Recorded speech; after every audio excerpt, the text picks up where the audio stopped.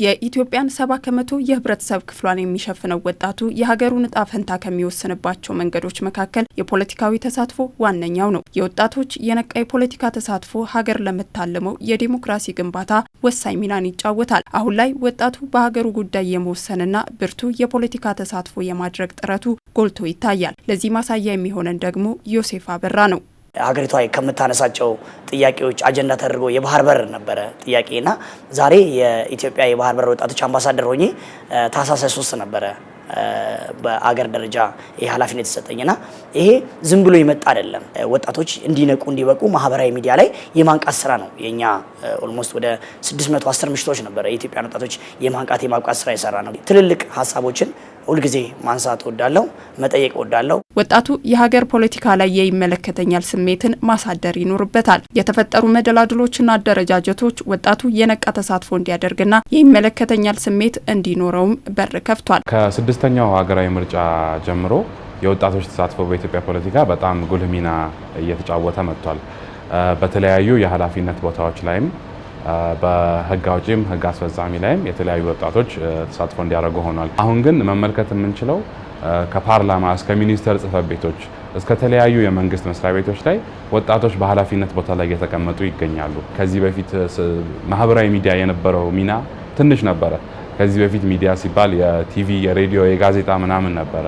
አሁን ግን ማህበራዊ ሚዲያ ላይ ወጣቱ በጣም ተሳትፎ እያደረገ ይገኛል። ስለዚህ የወጣቱ ንቃተ ህሊና ፖለቲካ ላይ ጨምሯል ብዬ መናገር እችላለሁ። 2011 የወጣው አዋጅን ብናይ ራሱ ወጣቶች የመደራጀት መብታቸውን ያረጋገጠ ነው ብዬ አስባለሁ። ምክንያቱም ወደ 79 አደረጃጀት ነው መደራጀት የጀመረው የተደራጀው ወጣቱ።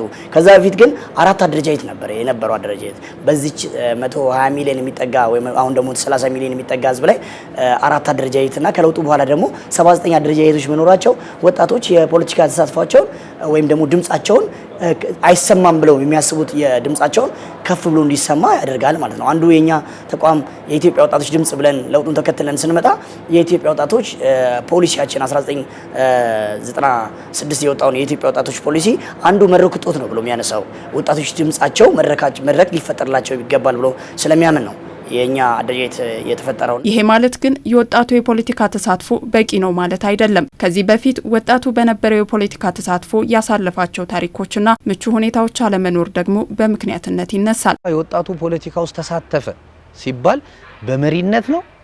ፖለቲካ ውስጥ ተሳተፈ በእቅድ በማውጣት ነው? ፖለቲካ ውስጥ ተሳተፈ እቅድ በማስፈጸም ነው? ፖለቲካ ውስጥ ተሳተፈ አገርን ወክሎ ነው የሚል መጠይቆች ቀጥሎ ሊመጡ አይችሉም። ወጣቱ ፖለቲካ ውስጥ ተሳተፈ ከተባለ ደግፎ ወይስ ነቅፎ በሚለው ውስጥ ይታጠራል። ይሄ እንግዲህ የመጣንበት ሂደት ነው። ይሄን ለማስተካከል የተለያዩ ተቋማቶች በመንግስትም በተለያዩ አካላቶች ጥረቶች ይደረጋሉ፣ ጥሪዎች ይደረጋሉ። ለምሳሌ የህዝብ ተወካዮች ምክር ቤት በተለያዩ ጉዳዮች ላይ ጥሪ ያደርጋል፣ ማህበረሰባዊ ጥሪ ያደርጋል።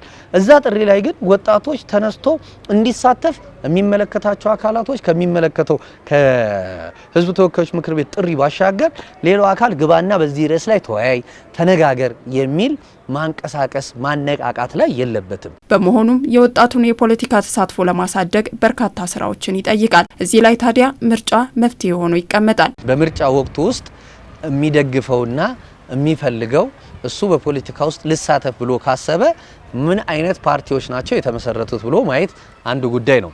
እነኚህ ፓርቲዎች ያላቸው መመሪያቸው፣ መተዳደሪያ ደንባቸው፣ ማኒፌስቶቸው ምን ይመስላል? እኔ በግሌ በፖለቲካ ውስጥ ብሳተፍ ሊያሳኩልኝ የምፈልገውን ትልም ሊያደርሱልኝ የሚችል ነው ወይ የሚለው ጋር ሄዶ መቀላቀል ይችላል። ነፃ ነው፣ ክፍት ነው ማለት ነው። በዛ ውስጥ በግሉ የሚያደርገው እንቅስቃሴ ውጤታማ ይሆናል። ይሄኛው ደግሞ እንግዲህ በዚህ ደረጃ መሳተፍ ካልፈለገ ደግሞ በቀጣይ ምርጫዎች አሉ። እንግዲህ አሁን ቀጣይ በሀገራችን ምርጫ ይካሄዳል። በምርጫ ውስጥ መሳተፍ አገራዊ ግዴታና የዜግነት መብቱ ነው።